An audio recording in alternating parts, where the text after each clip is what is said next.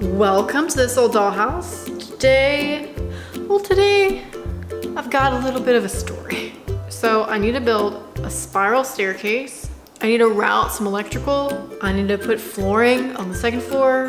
I need to put beams in the master that has electrical intertwined in it. And I also realized that I'm gonna have to put beams on the second floor as well as a decorative element because I'm gonna have to have electrical tape that goes up on the roof, or on the ceiling.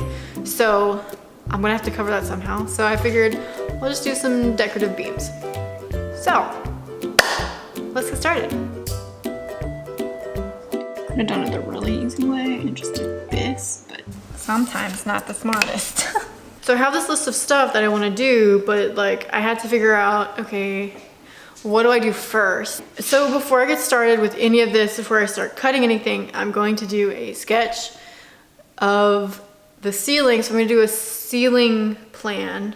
So I know where the lights are going, where the staircase is gonna be integrated, and then how the beams are gonna correlate to the integration, and where the beams need to be placed in order to cover the electrical that is gonna be on the ceiling. Okay, so the first thing I need to take into account is the spiral staircase. So I want to just like split this. This is the encasement, this is where what I can really work in. So this would be the outline of the stairs. Keep in mind this is the ceiling plan. So the landing will be here and then you can just egress off. So all of this is going to be a cutout. Okay, so there's that. And then, so this is the stair opening. And I'm putting this down so that I can see beam placement, what would be best. And I haven't put any can lights at all in this area. So I think now would be a really great opportunity to plan those out again. Because I'd like to have them centered within like a beam square. Okay, corner to corner.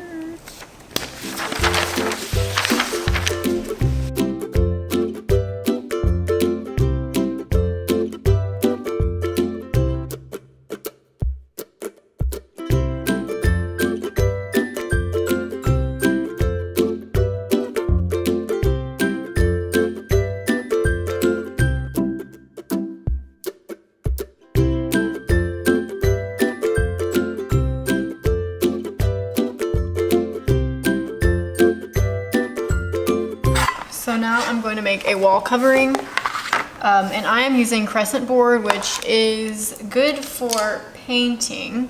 If you get the crescent board that isn't good for painting, for like, if it's like dry media, like a color pencil, or even something like a marker, and you try to paint on it, the paint is going to absorb into the board and it's gonna bubble. So it's really important you find the crescent board that is for painting.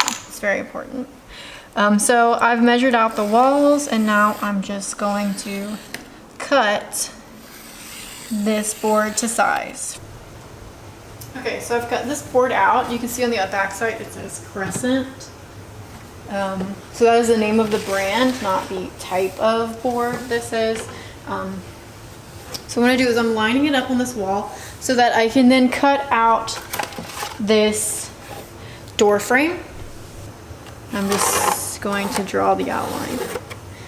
So at the top right here, you can see this isn't filled in. So this actually needs to be shorter. So I'm probably gonna pry this trim off and then re-put trim on top of the board so that it fits properly. So what I'm using is a small flathead screwdriver and my little hammer.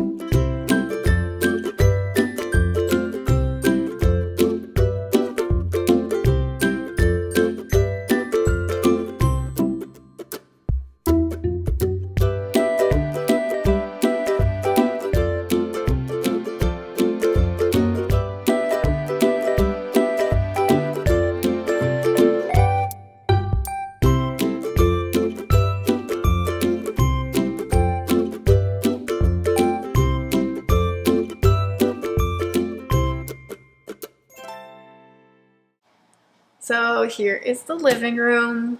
I hope you enjoyed this lost footage episode of This Old Dollhouse. I thought this footage was gone forever, and then I randomly found it in a folder. So, can lights, coffered ceilings, and covered wall panels. Also did some crown molding back there. But yeah, hope you enjoyed this episode of This Old Dollhouse. Don't forget to comment, like, subscribe, and I'll see you guys next time.